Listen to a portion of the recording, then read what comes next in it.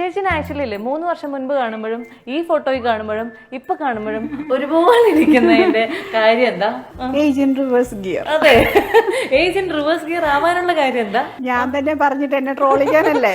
ഞാൻ പറഞ്ഞു എന്റെ മുന്നേ ഈ ഷീല ചേച്ചി എത്രമാത്രം മാറിയെന്നറിയോ? കാരണം എനിക്ക് ഒരു 3 കൊല്ലം മുന്നത്തെ ഷീല ചേച്ചി അറിയാം.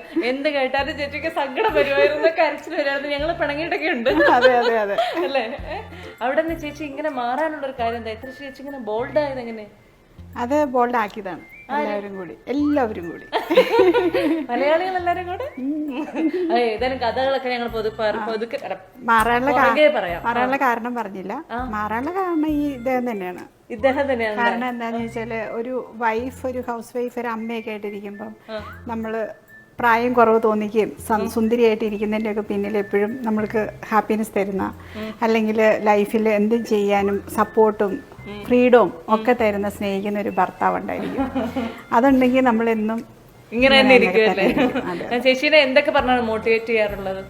എടി ഒരുങ്ങടി, വൃത്തിയായിട്ട് നടക്കണേ, നല്ല ഡ്രസ്സ് ഇട്, നല്ല ആഭരണം ഇട്. ഇതിങ്ങനെയാണോ നടക്കുന്നത്? മേക്കപ്പ് ഒന്നും ഇല്ലാതെ ഇതിന് പുറത്തേക്ക് പോകണേ, സുന്ദരിയായിട്ട് നടക്കരുതോ? ഇങ്ങനെ പറഞ്ഞോണ്ടേയിരിക്കും.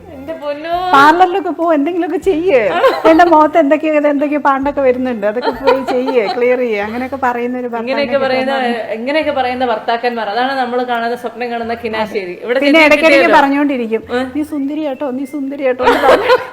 അത് കേൾക്കുമ്പോ കാണുന്നുണ്ട് ഇടയ്ക്കിടയ്ക്ക് ഭാര്യനെ വല്ലാതെ പുകഴ്ത്തുന്നുണ്ടോ?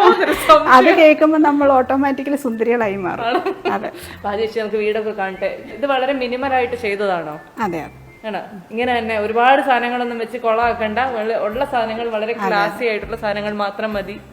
ക്ലാസി ഒന്നും അല്ല വെച്ചേക്കുന്നത്, അങ്ങനെ വലിച്ചുവരെ ഒന്നും വെച്ചിട്ടില്ല. അല്ല, അത് കുറച്ച് സ്പേഷ്യസ് ആയിട്ട് നമുക്ക് ഇങ്ങനെ കുത്തി നിറച്ച് വീട്ടിൽ അങ്ങനെ വെക്കുന്നതിനോട് താല്പര്യമില്ല. ആവശ്യത്തിന് മതി, അത് കുറച്ച് സ്പേഷ്യസ് ആയിട്ട് ഇങ്ങനെ ചെയ്യണം. അപ്പൊ ഇതാണ് മെയിൻ ഹാള്.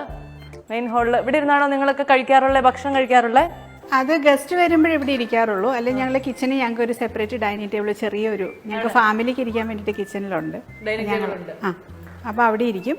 ഗസ്റ്റ് ഒക്കെ വരുമ്പോ ഇവിടെ. ആരുടെ ഐഡിയ ആണ് മൊത്തത്തിൽ ഈ വീടിന് ഇങ്ങനെയൊക്കെ ഡിസൈൻ ചെയ്തിട്ടുള്ളത്? ഞാൻ ഹസ്ബൻഡും കൂടെ ആണ്. ഈ ടേബിൾ, ഇത് നമുക്ക് ഈ ബെഞ്ചൊക്കെ നല്ല ഭംഗിയായിട്ട് റെസിനായിട്ടാണോ ഇത്? അതേം തോന്നുന്നു. ഒരു ഗ്ലാസ് ആണ് ഇത്, ആക്ച്വലി ഗ്ലാസ് ആണ്.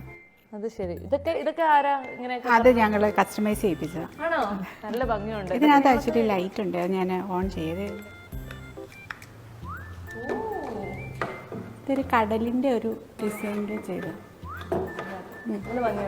നമ്മള് ഭക്ഷണമൊക്കെ കഴിക്കുമ്പം എന്തെങ്കിലും സങ്കടമൊക്കെ ഉണ്ട്, ചുമ്മാ ഇതിലോട്ട് നോക്കി നമുക്കൊരു ഫീല്, നമ്മൾ വേറെ എന്തോ ഒരു എവിടെയൊക്കെയോ എത്തിപ്പെട്ടതായിട്ടുള്ള ഒരു മാൽദീവ്സിലൊക്കെ എവിടെ ഇരുന്ന് കഴിക്കുന്ന ഒരു ഫീല്.